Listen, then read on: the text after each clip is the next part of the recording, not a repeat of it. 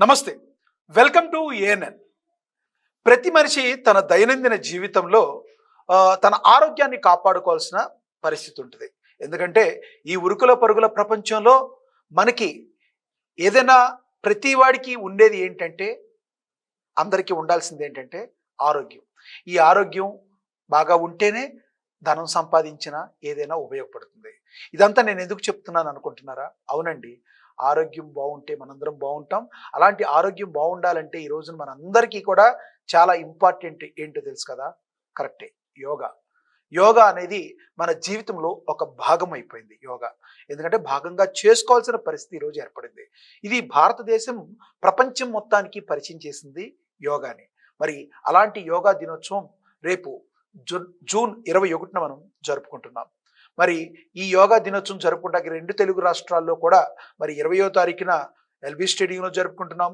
21వ తారీఖున మరి ప్రధానమంత్రి గారు దాన్ని విచ్చేస్తున్నారు ఆ ప్రోగ్రామ్‌కి 21న యోగా రోజున వైజాగ్.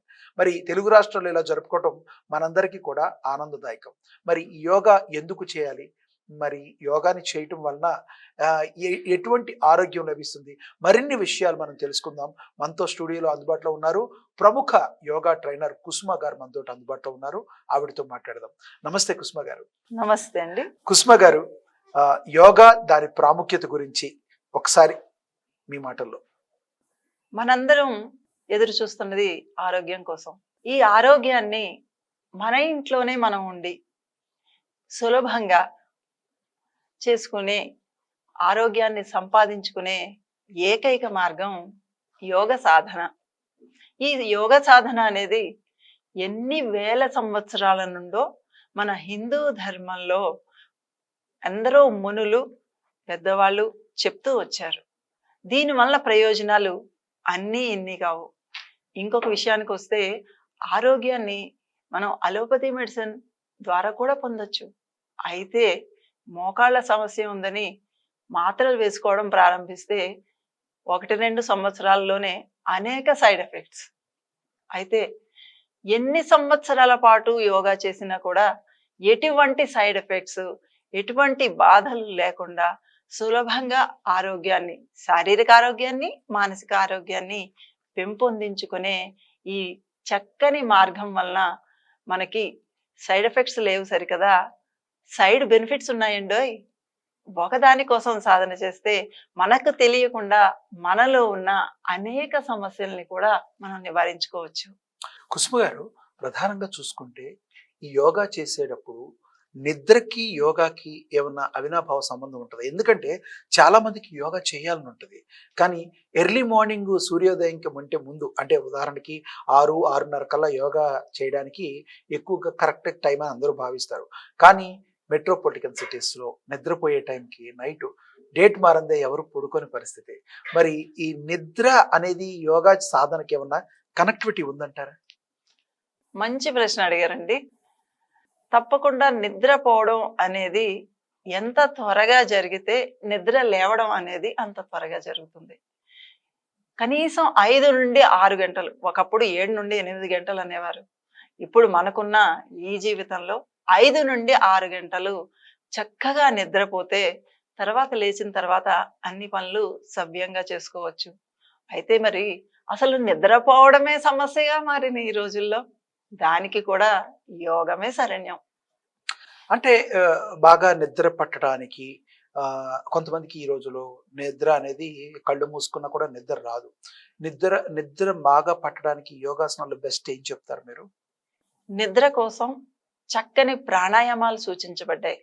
అంతేకాకుండా శారీరక వ్యాయామం చేసినప్పుడు, యోగ ఆసనాలు వేసినప్పుడు, మీరు పొద్దున పూట యోగాసనాలు చేసినా కూడా సాయంత్రం మీరు ఎదురు చూడకుండానే కనురెప్పలు వాల్తాయి, నిద్రలోకి జారుకుంటారు. ఎందుకంటే యోగా అనేది కేవలం ఏదో ఒక శారీరక భాగానికి సంబంధించింది కానే కాదు. మొత్తం శరీరాన్ని సింగిల్ యూనిట్గా కన్సిడర్ చేస్తాం. అన్ని భాగాలకి సంబంధించిన అన్ని సక్రమంగా పని జరుగుతూ ఉన్నప్పుడు నిద్ర అదే వస్తుంది. మనం ఇప్పుడు అంతర్జాతీయ 11వ యోగా దినోత్సవాన్ని జరుపుకుంటున్నాం. ఈ 11వ యోగా దినోత్సవం ఈ రోజున మనం తెలుగు రాష్ట్రాల్లో జరుపుకోవటం ప్రధానంగా ప్రధాని నరేంద్ర మోడీ గారు కూడా 21వ తారీఖున వస్తున్నారు. అసలు జూన్ 21న ఇది జరుపుకుంటానికి ప్రధానమైన కారణం ఏంటి? దానికి ఏమైనా పర్టిక్యులర్ రీజన్ ఏమైనా ఉందంటారా? జూన్ 21 అంతర్జాతీయ యోగా దినోత్సవంగా జరుపుకోవాలి అని నరేంద్ర మోడీ గారు యుఎన్ఓలో తీర్మానం చేసినప్పుడు అన్ని దేశాలు ఎక్కువ దానికి పాజిటివ్ గా స్పందించి ఓట్ చేయడం ద్వారా ఈ 21 జూన్ తారీఖున అంతర్జాతీయ యోగా దినోత్సవంగా మొదలు పెట్టడం జరిగింది. ఈ రోజే ఎందుకు? ఎందుకంటే ఈ రోజు పగటి కాలం చాలా ఎక్కువ, సూర్యోదయం నుండి సూర్యాస్తమయం వరకు ఉండేటువంటి ఈ కాలం మిగిలిన అన్ని రోజుల్లో సంవత్సరంలో పోల్చి చూస్తే ఇది పెద్ద దినం. కాబట్టి ఈ రోజు వచ్చేటువంటి బెనిఫిట్ మిగిలిన రోజుల్లో కంటే ఎక్కువగా ఉంటుంది, అధికంగా ఉంటుంది. అందుకనే ఈ రోజుని అంతర్జాతీయ యోగా దినోత్సవంగా ఖరారు చేసి 11 సంవత్సరాలుగా దీన్ని మనం జరుపుకుంటూ వస్తున్నాం. చాలా చక్కగా చెప్పారు. అయితే ఈ యోగా అనే దాన్ని ప్రపంచానికి పరిచయం చేసింది భారతదేశం. ఇలాంటి భారతదేశంలో ఎంతమంది యోగా ఇప్పుడు నేర్చుకుంటున్నారు? నేటి యువతరానికి యోగా యొక్క ఉపయోగాలు ఎంతవరకు తెలుసు? అంటే అందరూ మొబైల్ అయిపోయింది మొత్తం. ఇలాంటి సమయంలో యోగా యొక్క ప్రాధాన్యత భారతదేశంలో ఎంతమంది తెలుసుకుంటున్నారు? పాశ్చాత్య దేశాలందరూ ఈ రోజున మన ట్రెడిషన్కి వస్తూ యోగాసనాలు వేస్తూ వాళ్ళు ఆరోగ్యాన్ని పెంపొందించుకుంటున్నారు. నేటి యువతరానికి మీరు ఏం చెప్తారు? కరెక్టేనండి. ఎందుకంటే ఈ యోగా అనేది భారతదేశంలోనే పుట్టింది. అయితే అది దాని యొక్క వైభవాన్ని కోల్పోతూ లుప్తమైపోతుందా అనే సమయం వచ్చేసరికి మన నరేంద్ర మోడీ గారు ఈ ఇంటర్నేషనల్ యోగా డే అనేది పెట్టి ప్రపంచ దేశాలకి, ముఖ్యంగా మన దేశంలో కూడా చాలా చక్కటి అవేర్నెస్ వచ్చింది. మీతో ఒక విషయం పంచుకుంటాను. చెప్పండి. 20 సంవత్సరాల క్రితం నేను యోగ సాధన చేస్తున్నాను అంటే ఒంట్లో బాలేదా అంటే హాస్పిటల్కి వెళ్ళొస్తే ఎలా చూస్తారో అలా చూసేవారు. మరి ఈ రోజు నేను బయట ఎక్కడికి వెళ్ళినా ఏం చేస్తారండి అంటే నేను యోగా ట్రైనర్ని, యోగా థెరపిస్ట్ని అని చెప్తే సాఫ్ట్వేర్ ఇంజనీర్ కంటే కూడా చాలా ఎక్కువ గౌరవం ఇస్తున్నారు. అంటే మన దేశంలో కూడా ఈ యోగా పట్ల అవేర్నెస్ చాలా పెరిగింది, పెరుగుతూ ఉంది, పెరుగుతూనే ఉండాలి. ఎంత డబ్బున్నా ఏం ఉపయోగం ఆరోగ్యం లేనప్పుడు? ఆరోగ్యం ఉంటేనే కదా మహాభాగ్యం అనేది. అందుకే కదా పెద్దలు చెప్పారు. ఈ రోజున ఆరోగ్యం గురించి పట్టించుకునే వాళ్ళు ఉన్నారు, కానీ ఈ సమయంలో నిద్రపోవడం, సమయానికి తినడం అనేది చాలా ఇబ్బంది అయిపోతున్న ఈ రోజుల్లో మరి యోగాసనాలు వేసుకోవడం ద్వారా, యోగా ద్వారా కొంతవరకు మనం ఏమైనా రిలాక్సేషన్ పొందొచ్చు అంటారా? తప్పకుండానండి. ముఖ్యంగా మన జీవితం ఆరోగ్యప్రదంగా ముందుకి జరగడానికి 3 విషయాలను గుర్తుపెట్టుకోవాలి. ఆహార, విహార, విచార. ఆహార, విహార, విచార. ఓకే. ఎలాంటి ఆహారం తీసుకుంటున్నాం? ఆహారాన్ని ఔషధంలాగా తీసుకోవాలి, అంతేగాని ఔషధాలని ఆహారంలాగా తీసుకునే రోజులు అయిపోయినాయి. ఎవరి దగ్గర ఓపెన్ చేసినా టాబ్లెట్స్ వేసుకోవడానికి పెద్ద పెద్ద డబ్బాలు, అందరి దగ్గర బాక్సులు రకరకాల షీట్లు, పొద్దున ఒకటి, మధ్యాహ్నం ఒకటి, సాయంత్రం ఒకటి. సో ఇలాంటి అవసరం లేకుండా, అండ్ యోగా అనేది అనారోగ్యం వచ్చేగా చేసేది కాదండి. ఆరోగ్యంగా ఉన్నప్పుడే మొదలుపెట్టి అనారోగ్యాన్ని దూరంగా ఉంచుకోవడానికి చెప్పబడిన మార్గం. సో ఆరోగ్యంగా ఉన్న వాళ్ళు చేస్తే అనారోగ్యం దరిచేరదు. ఒకవేళ ఇప్పటికీ ఆరోగ్యంగా లేక కొంత అనారోగ్యం పాలైన వాళ్ళు చేస్తే దాన్ని నియంత్రించుకోవచ్చు అంటారు. తప్పకుండా నియంత్రించుకోవచ్చు. మీ ఆరోగ్యం మీ చేతుల్లోనే ఉందని చెప్తారు కదా. దీనికి సమయ పాలన అంటే ప్రతిరోజు, ఒకరోజు పొద్దున్న చేసాం, ఒకరోజు సాయంత్రం చేసాం, ఇంకో రోజు నాకు వీలైనప్పుడు చేసాం, 4వ రోజు నాకు కుదరనే లేదు అంటే కుదరదు. దేనికైనా సమయ పాలన అనేది చాలా ఇంపార్టెంట్. అందున ఉషోదయ కిరణాల్లో ఉదయం వేళ చేసే ఈ సాధన చాలా చక్కటి మనకి రిజల్ట్స్ని ఇస్తుంది. అంతేకాకుండా ఒకే ఉదయం కాలేదు, మీరు 8 గంటలకి నిద్ర లేవగలిగారు, అప్పుడైనా కూడా మనం ఆహారానికి ఎలాగైతే సమయాన్ని కేటాయించామో యోగ సాధనకి కూడా సమయాన్ని తప్పకుండా 1 గంట అయితే చాలా మంచిది, లేదా కనీసం ఒక 45 నిమిషాల పాటైనా కొన్ని ప్రాణాయామాలు, యోగాసనాలు చేసుకోవడం ద్వారా మిగిలిన రోజంతా యాక్టివ్గా ఉండగలుగుతారు. ఆ పనులన్నీ సక్రమంగా చేసుకోగలుగుతారు. సమస్త జీవరాశికి, భూమండలం మొత్తానికి సూర్యుడే దిక్కు. మరి యోగాకి, సూర్యుడికి ఎటువంటి సంబంధం ఉంది? ఎందుకంటే ప్రతిరోజు మేము కూడా యోగాలో ఎప్పుడన్నా చూసేటప్పుడు, చేసేటప్పుడు గానీ సూర్యుడికి నమస్కారం ఎక్కువ చేస్తా ఉంటారు. సూర్యుడిని మిత్రుడి రూపంలో కొలుస్తారు. మిత్రాయ నమః అని. ఎందుకంత సూర్యుడికి యోగాలో ఎందుకిస్తారు అంత వాల్యూ? మనం చెప్పుకోవాలి అంటే సూర్యుడు హెల్త్ మినిస్టర్ అండి. Health minister. హా. సో ఆయన నుంచి మనకి నిత్యం నిత్యం సూర్య కిరణాల రూపంలో ఆరోగ్యం వస్తూనే ఉంది. తీసుకోవడానికి మనం రెడీగా ఉండాలి కదా. దానికోసమే ఉదయాన్నే లేచి సూర్యుడికి అభిముఖంగా ఉండి సూర్య నమస్కారాలు చేస్తే శరీరంలో అన్ని అవయవాల్లో చక్కటి కదలికలు జరుగుతాయి. ఉదయాన్నే చక్కటి ప్రాణశక్తి లభిస్తుంది. సూర్యకిరణాలు మనకి సోకడం ద్వారా అనేక రకాలైనటువంటి చర్మ వ్యాధులను దూరంగా ఉంచుకోవచ్చు. ముఖ్యంగా ఈ రోజుల్లో ఉంటున్నది డి వైటమిన్ లోపం, దాన్ని చాలా నివారించాలి. ప్రాబ్లం ఉంది అందరికీ డి విటమిన్ లో. ఎస్. కాబట్టి ప్రతిరోజు సూర్యునికి కొంతసేపు అయినా మనం సూర్యుని దగ్గర ఆ కిరణాలు మనకి సోకేలాగా తప్పకుండా కూర్చోవాలి. మీరన్నట్లుగా సూర్య నమస్కారాలు 12 మిత్రాయ నమః రవియాయ నమః అనుకుంటూ మనం చేసే ఈ సూర్య నమస్కారాలు సింపుల్ గా చెప్పాలి అంటే మొత్తం ఆరోగ్య ప్రదానం చేసేటువంటి చిన్న ప్రాక్టీస్. 1 నిమిషంలో, 2 నిమిషాల్లో, 5 నిమిషాల్లో మనం సమయాన్ని కేటాయించి వీటిని చేసుకోవచ్చు. ఇప్పుడు 2 తెలుగు రాష్ట్రాల్లో కూడా యోగా దినోత్సవం జరుపుకుంటున్నాం. 21న యోగా దినోత్సవం వైజాగ్‌లో జరుగుతుంటే ఎల్బీ స్టేడియంలో 20వ తారీఖు చేయడానికి కారణం ఏంటంటారు? అది ఎందుకు 2గా అలా చేస్తున్నారు?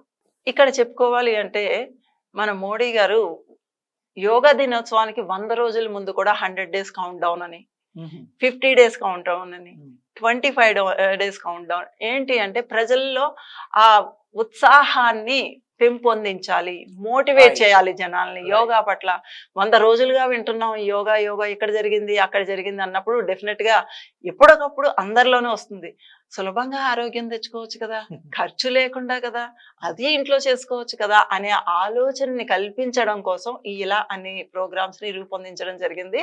దానిలో భాగంగానే మన తెలుగు రాష్ట్రాల్లో యోగా దినోత్సవం రోజు విశాఖపట్నంలో ఎలాగూ చేసుకుంటున్నాం, అంతే పెద్ద ఎత్తున ముందు రోజు మనం హైదరాబాద్ లో కూడా చేసుకుంటున్నాం. ఇక్కడ కూడా అందరూ రావాలి, యోగా ద్వారా ఆరోగ్యాన్ని పొందాలి అని మన ప్రధానమంత్రి గారి ఆలోచన. అయితే ఈ యోగాలో అన్నిటికంటే చాలా వింతగా ఉండే ఆసనాలు కూడా కొన్ని ఉన్నాయి. చాలా మంది కొంచెం నవ్వుతూ చేస్తారు కదా. అంటే ఈ రోజుల్లో నవ్వు అనేది చాలా ఇంపార్టెంట్. హాస్య యోగం. అది మనం ఒక్కొక్కసారి పార్కుల్లో వెళ్తా ఉంటాం. పార్కులో వెళ్తా ఉంటే హాస్య ఆసనం అంటారో దాన్ని కరెక్ట్ గా నాకైతే ఎగ్జాక్ట్లీ తెలియదు. దాన్ని చేయడం వలన వాళ్ళు చేస్తున్న ఎప్పుడు నవ్వని వాళ్ళు కూడా నవ్వుతూ ఉంటారు. నవ్వు అనేది ఆరోగ్యానికి చాలా ఇంపార్టెంట్. ఏం చెప్తారు మీరు? అవునండి, దీన్ని హాస్య యోగం అంటారు. దీనిలో ఒక నానుడి ఉన్నది, నవ్వడం ఒక యోగం, నవ్వించడం ఒక భోగం, నవ్వలేకపోవడం ఒక రోగం. మామూలు రోగం కాదు, జంధ్యాల గారు అన్నారు, మాయ రోగం. రచయిత సినీ డైరెక్టర్ జంధ్యాల గారు చెప్పినట్లుగా ఎవరైతే నవ్వలేకపోతారో, నవ్వడం వల్ల శరీరంలో అనేక రకాలైనటువంటి హార్మోన్లు తయారవుతాయి. వాటిని ఫీల్ గుడ్ హార్మోన్స్ అంటాం. ఈ ఫీల్ గుడ్ హార్మోన్స్ శరీరంలో తయారైనప్పుడు మనసు ఉత్సాహంగా ఉంటుంది, ఆరోగ్యంగా, మనశ్శాంతిగా, ఇంకా ఏదో చేయాలి అనే తపన, ఇవన్నిటిని. అంతేకాకుండా స్ట్రెస్ లెవెల్స్ని ఈరోజు చిన్న పిల్లోడి దగ్గర నుంచి, స్కూల్కి వెళ్ళే పిల్లోడి దగ్గర నుంచి పెద్దవాళ్ళ వరకు ప్రతి వాళ్ళకి స్ట్రెస్. ఈ స్ట్రెస్ని తగ్గించుకోవడానికి కూడా ఈ హాస్య యోగం అనేది చాలా ఉపయోగపడుతుంది. రకరకాలుగా నవ్వడం, ఆ నవ్వడం ద్వారా మనలో ఆ శరీరంలో జరిగేటువంటి అనేక రకాల మార్పులు మనం ఆరోగ్యంగా ఉంచడానికి ప్రేరేపిస్తాయి. చాలా మంది ప్రజలు యోగాని తెలవక, లేదంటే యోగాను ఇది ఒకటే అనుకుని వాకింగ్ చేస్తూ ఉంటారు, అబ్డమింగ్స్ చేస్తూ ఉంటారు, లైక్ జిమ్కి వెళ్తూ ఉంటారు. జిమ్ యోగాకి డిఫరెన్స్ అంటే ఏం చెప్తారు మీరు? జిమ్కి వెళ్ళడం వల్ల శారీరక దారుఢ్యం తప్పకుండా మనకి లభిస్తుంది. అయితే ఇక్కడ మనం పెద్దపీట వేసేది మానసిక ఆరోగ్యానికి కూడా. ఈ మానసిక ఆరోగ్యం, శారీరక ఆరోగ్యం రెండూ కలిసి మొత్తంగా ఒక వ్యక్తిని పరిపూర్ణంగా ఆరోగ్యంగా తయారు చేయడానికి WHO వరల్డ్ హెల్త్ ఆర్గనైజేషన్ ఆరోగ్యానికి ఇచ్చిన డెఫినేషన్ ఏంటంటే, if a person is physically, mentally, emotionally, socially, spiritually healthy, then only the person is considered as a healthy person. చూడండి ఎన్ని రకాలుగా ఆరోగ్యం. ఈ అన్నింటినీ మనం యోగ సాధనలో రకరకాలు డిఫరెంట్ ఆసనాలు, ప్రాణాయామాలు, రిలాక్సేషన్ ద్వారా శారీరక, మానసిక ప్రశాంతత, ఆరోగ్యం అన్నింటినీ కూర్చుకొని చేసేటువంటి కంప్లీట్ ప్రాక్టీస్ ఏదంటే యోగ సాధన. యోగ సాధన. యోగ సాధన చేయటానికి ముఖ్యంగా ఒక పర్సన్ కి కావాల్సింది ఏంటి? అంటే మనసులో చెయ్యాలి అనే తపనతో పాటు ఇంకేం కావాలి? ఇందాక మీరు అడిగినట్లు జిమ్కి వెళ్ళొచ్చు, స్విమ్మింగ్ చేయొచ్చు, రైట్, వాకింగ్ చేయొచ్చు. జిమ్కి వెళ్ళాలంటే చాలా రకాల ఎక్విప్మెంట్ కావాలి కదా. అవును. మరి యోగ సాధనకి ఎక్విప్మెంట్ అవసరం లేదు. ఒక చాప చాలు. ఒక 6 అడుగుల జాగా ఉంటే చాలు. 6 అడుగులు ఉంటే దానికి ఒక చాప ఉంటే చాలు, మట్టి అంటుకోకుండా కింద సాధన చేయొచ్చు. వాకింగ్ చేస్తున్నాం, లోయర్ బాడీకి చక్కటి వ్యాయామం జరుగుతుంది. What about your shoulders, your neck, ఇవన్నింటికి కూడా సమగ్రంగా చేయాలి అంటే యోగ సాధన. మరి ఈత కొట్టచ్చు, ఈత కొలను కావాలి కదా, కావాలి. ఇక్కడ అవసరం లేదు. ఇంత కాబట్టే ఇప్పుడు ప్రతి వాళ్ళు దీని వైపు మొగ్గు చూపుతున్నారు. ఇందాక నేను చెప్పినట్లుగా 90 సంవత్సరాలు ఉన్న వయసు వాళ్ళు కూడా చేయవచ్చు, చేయగలరు. చేసినా ఎలాంటి సైడ్ ఎఫెక్ట్స్ ఉండవు, ఇంకా సైడ్ అంటే ఏదన్నా ఎవరన్నా తమ వ్యక్తిగత రుగ్మతలు ఎదుర్కొనే వాళ్ళు ఎవరైనా ఉంటే ఆ ఆసనాలను అవాయిడ్ చేసి మిగతా ఏజ్ కి సంబంధించి ఆసనాలు చేసుకోవచ్చు. ఇక్కడ ఒక విషయం, మన శారీరక ఏదైనా బాధలు ఉన్నాయి, వాటిని తొలగించుకోవాలనుకున్నప్పుడు ఒక గురువు లేదా ఒక మాస్టర్, యోగా టీచర్ దగ్గరికి వెళ్ళి, యోగా ట్రైనర్ దగ్గరికి వెళ్ళి మన సమస్య చెప్పినప్పుడు ఏవి చేయకూడదు అంటే లిమిటేషన్స్ ఏమన్నా ఉన్నాయి తప్పకుండా తెలుసుకోవాలి. ఎందుకంటే మేము చదువుకునేటప్పుడు చెప్పేవారు అనమాట, మీరు ఒకరికి ఎంత బెనిఫిట్ చేశారు దాంతో పాటుగా ఎవరికి మీ వల్ల కీడు కూడా జరగకూడదు, కష్టం రాకూడదు. 100%. Because we are here playing with the life. So వాళ్ళు చెప్పేది ఏంటంటే, అందుకని ముఖ్యంగా మనం ఏది చేయకూడదు మనకున్న సమస్యకి అనేది లిమిటేషన్స్ తప్పకుండా తెలుసుకొని మాత్రమే చేయాలి. కనీసం ఒక 3 నెలలు ఒక గురువు దగ్గర సాధన చేసిన తర్వాత మీ మటుకు మీరు ఇంట్లో సాధన చేసుకోవచ్చు. ఇప్పుడు యోగా సాధన చేసేటప్పుడు గురువు కంపల్సరీ ఉండాలి. ఒకవేళ కొంతమంది ఆర్థికంగా వెచ్చించలేని వాళ్ళు కొంతమంది ఉంటారు. అంటే గురువు అన్న ఎక్కడ ఈ రోజుల్లో ఫీజు అనేది కామన్. ఇలాంటి వారికి ఈ రోజున యూట్యూబ్లో కానీ ఛానల్స్లో కానీ ఫ్రీగా చెప్పేవాళ్ళు కూడా ఉన్నారు. సో ఇలా కూడా నేర్చుకున్నా కూడా వర్కౌట్ అవుతుందంటారా? ఎందుకంటే ఇప్పుడు మన ప్రేక్షకులకి యోగా యొక్క ఉపయోగాలు చెప్తూ మన ప్రేక్షకులకి ఫ్రీగా అందించాలనే సదుద్దేశంతో కదా మనం చేసే ప్రోగ్రామ్. అవునండి, చేసి చూసుకోవచ్చు. అయితే అసాధారణ సమస్యలు ఉన్నప్పుడు మాత్రం అంత మంచిది కాదు. కాళ్ళ నొప్పులు ఉన్నాయి, నడువు నొప్పి ఉన్నది, చిన్న చిన్న సమస్యలు ఉన్నాయి, మెడ నొప్పి ఉన్నది, ఇలాంటివి ఉన్నప్పుడు డెఫినెట్ గా మనం ఇందాక మనం చూపించుకున్నట్టు రకరకాలైన ఆసనాలు, ప్రాణాయామాలు అవి చూసి నేర్చుకోవడంలో తప్పు లేదు. దానివల్ల వాళ్ళ ఉత్సాహం కూడా వస్తుంది. ఎప్పుడైతే ఉత్సాహం వచ్చిందో, రెగ్యులర్ గా చేస్తున్నారో బెనిఫిట్ దానంతటా అదే పరిగెట్టుకుని వస్తుంది. ఇంకొక విషయం, ఈ రోజుల్లో మన చుట్టూ ఉన్న పార్కుల్లో చాలా చోట్ల యోగ సాధన ఉచితంగా నేర్పించడం జరుగుతుంది. ఈవెన్ మేము కూడా మా ఇంటి దగ్గర ఉన్న పార్క్ లో గత 20 సంవత్సరాలుగా, ఇది 21వ సంవత్సరం, ఉచిత యోగ సాధన నేర్పిస్తున్నాం. అది అలా ఉన్న వాళ్ళు దాన్ని యూటిలైజ్ చేసుకోండి, తప్పకుండా యూటిలైజ్ చేసుకోండి. ఒకసారి పార్క్ వెళ్ళారంటే ఆక్సిజన్ ఫ్రీ, ఆరోగ్యం ఫ్రీ, యోగా ఫ్రీ. ఇన్ని ఫ్రీగా వచ్చినాయి తీసుకోకపోతే మనల్ని మనం ఏమనుకోవాలి చెప్పండి. సో యోగాని కమర్షియలైజ్ గా చేసే పెద్దగా అంత లేదు, సామాన్యులకు కూడా అందుబాటులో ఉండేటట్టు రకరకాల స్టేజెస్ ఉన్నాయని మీరు చెప్తున్నారు. అవును, తప్పకుండా ఉన్నాయండి. రకరకాల మాధ్యమాల ద్వారా నేర్చుకోవచ్చు. లేదా ఇంకొకటి అండి, యోగా గురువులు నాకు తెలిసి కమర్షియల్ గా చాలా తక్కువ మంది ఉన్నారు. ఎందుకంటే ఇక్కడ మనం ఆరోగ్యాన్ని పంచుతున్నాం. ఏదైతే ఒకరికి పంచామో, నేను ఎలా నమ్ముతానంటే, మనం ఈ రోజు వీళ్ళకి ఇది పంచాము అంటే అది మన బ్యాంక్ లో జమ అయినట్లే, అంతే కదా. అదే తప్పకుండా తిరిగి మనకు వస్తుంది, మన పిల్లలకి వస్తుంది. అంతే, 100%. అది కంపల్సరీ. ఆ ఉద్దేశంతోనే, ఆ సదుద్దేశంతోనే మన ప్రేక్షకులకి ఈ యోగా దినోత్సవం రోజునే కాకుండా యోగా యొక్క ఉపయోగాలు తెలవాలని మనం ఈ ప్రోగ్రాం కూడా చేసేది.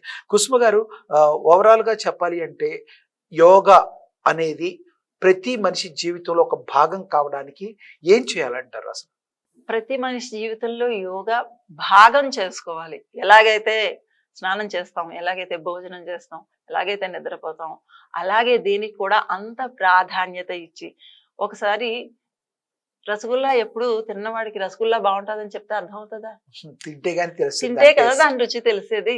అలాగే యోగ సాధన ఒక నెల పాటు చేయండి. దాని వలన వచ్చేటువంటి ఆ ఫ్రూట్ ని ఎంజాయ్ చేయడం మొదలు పెట్టినప్పుడు మీరు ఇంకా అసలు జీవితంలో ఎవరూ వదలరు. అందుకే గత 22 సంవత్సరాలుగా ఇదే దీనిలో మేము నేర్చుకుని దాని వలన వచ్చేటువంటి బెనిఫిట్ ని ఆస్వాదించిన తర్వాత ఇతరులకు చెప్పడం మొదలు పెట్టాం. చెప్తూనే ఉన్నాము. దాని మీద అనేక మంది ఉపయోగాన్ని పొందుతూనే ఉన్నారు. ఆరోగ్యాన్ని పొందుతూనే ఉన్నారు.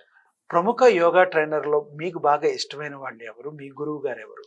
మా గురువు గారు శాంతిదూత నరేంద్ర బంధు గారు గత 47 సంవత్సరాలుగా హ్మ్. ఉచిత యోగ సాధన నేర్పిస్తూ ఉన్నారు ఇక్కడ. హ్మ్. అంతేకాకుండా ఇంకా అనేక గురువుల దగ్గర యశ్వాస యూనివర్సిటీ బెంగళూరు అక్కడి నుండి యోగా థెరపిస్ట్ కోర్స్ని కంప్లీట్ చేశాను. హ్మ్. ఆ తర్వాత శివకృష్ణ గారు, ఇలా చెప్పుకుంటూ కిరణ్మయి గారు దగ్గర యోగా థెరపీ అంటే ఒక ఆసనం చేయడం ద్వారా మన శరీరంలో అది ఎలాగ పనిచేస్తుంది, ఎలాంటి బెనిఫిట్ రావడానికి అది కారణమవుతుంది, ఇలాంటి థెరపీ కోర్సులు చాలా చక్కగా వివరించారు ఆవిడ. అంతేకాకుండా ఈ మధ్య కాలంలో ఎక్కువ మంది నేను కూడా నేర్పిస్తున్నది ప్రెగ్నెన్సీ యోగా. హ్మ్. జనరల్ గా ప్రెగ్నెన్సీ అప్పుడు చాలా జాగ్రత్తగా ఉండాలి, గర్భవతులు ఈ పనులు చేయకూడదు, అవి చేయకూడదు అని చాలా రిస్ట్రిక్షన్స్ చెప్తూ ఉంటారు. హ్మ్. అలాంటప్పుడు శారీరక వ్యాయామం తెలియకుండానే తగ్గిపోతూ ఉంది. అవును. కానీ ఆ గర్భవతిగా ఉన్నప్పుడు కూడా ఏ నెలలో ఏవి చేయొచ్చు, ఏవి చేయకూడదు, ఇక్కడ ముఖ్యంగా ఏవి చేయకూడదు, ఏవి చేస్తే వాళ్ళకి బాగుంటుంది, దీనికోసం కూడా సెపరేట్ కోర్సులు అంటే నేర్చుకొని దీనిలో ఇంకొకటి కూడా మేడం, చాలా మంది ఈ రోజుల్లో నార్మల్ డెలివరీస్ తగ్గిపోతున్నాయి. సిజరిన్స్ వెళ్ళిపోతున్నారు. ఎక్కడికి వెళ్ళినా కొయ్యటం అంతే. కానీ నార్మల్ డెలివరీస్ అనేవి జరగడం లేదు. యోగాసనాలు వేస్తూ ఉండి ఆ తర్వాత ఫస్ట్ మంత్లో కన్ఫర్మ్ అయిన దగ్గర నుంచి కూడా ఒక ట్రైనర్ ద్వారా ఏవి వేయొచ్చు, ఏవి వేయకూడదు తెలుసుకుంటూ ముందుకు వెళ్ళటం ద్వారా నార్మల్ డెలివరీకి వెళ్ళే అవకాశాలు ఎక్కువ ఉంటాయి అంటారా? తప్పకుండా పెరుగుతాయండి. మనం శరీరంలో చెప్పుకున్నట్లయితే అపాన వాయువు అని ఒక వాయువు ఉంది. ఆ అపాన వాయువు నాభి నుంచి కిందికి మూవ్ చేసేటువంటి పనులన్నింటినీ చేయిస్తుంది. మనం ఎగ్జాంపుల్ చెప్పుకోవాలంటే యూరినేషన్ లేదా మోషన్ పాస్ చేయడం, అలాగే లేడీస్ లో మెన్స్ట్రుయేషన్ సైకిల్స్ సరిగ్గా జరగడానికి ఇదే వాయువు మనకి లేబర్ లో కూడా, అంటే ఆ పురిటి నొప్పులు వచ్చినప్పుడు ఈ వాయువు కరెక్ట్ గా ఉండడం ద్వారా ఆ ప్రసవం అనేది సులభంగా జరుగుతుంది. సో దానికి సంబంధించిన ప్రాక్టీసెస్ కూడా మన యోగ శాస్త్రంలో ఉన్నాయి.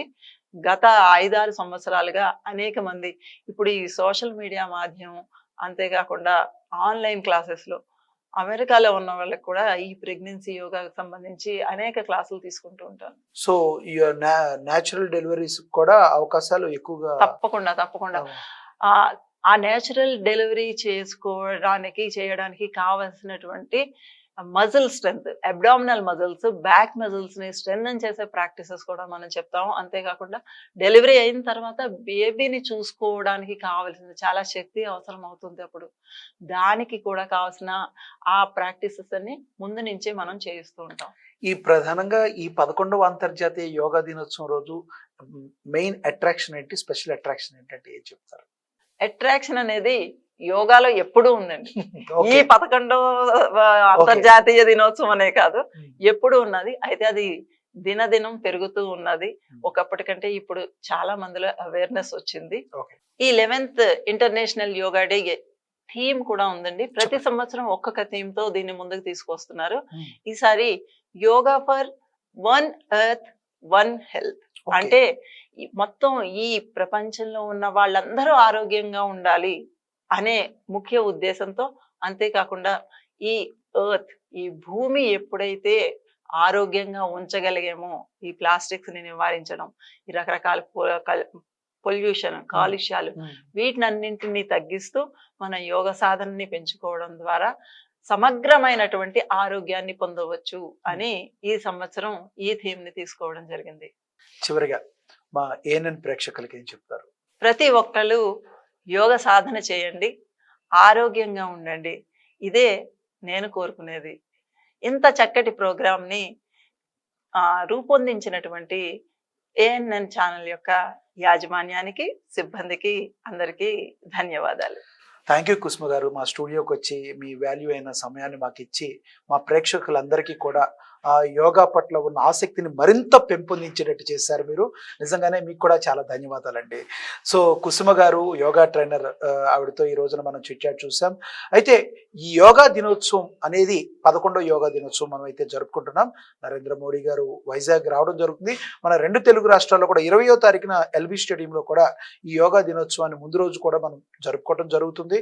దానికి కూడా వేలల్లో లక్షల్లో కూడా అక్కడికి వచ్చి సక్సెస్ చేయబోతున్నారు. మన యొక్క ఆరోగ్యాన్ని మనం మాత్రమే కాపాడుకోవాలి. కాబట్టి ఇలాంటి దానికి ఏదైనా ఉంది అంటే ఒకటే సాధనం, అదే యోగా. మరి ఈ యోగా దినోత్సవం నుండి కొత్తగా వచ్చే వాళ్ళు ఎవరైనా ఉన్నా కూడా యోగాన్ని నేర్చుకుంటూ మనిషి తన జీవితాంతం కూడా పరిపూర్ణ ఆరోగ్యంగా ఉండాలని మా ఏఎన్ఎన్ ఛానల్ కోరుకుంటుంది. నేను మీ లక్ష్మీనారాయణ నరహరి శెట్టి. నమస్తే.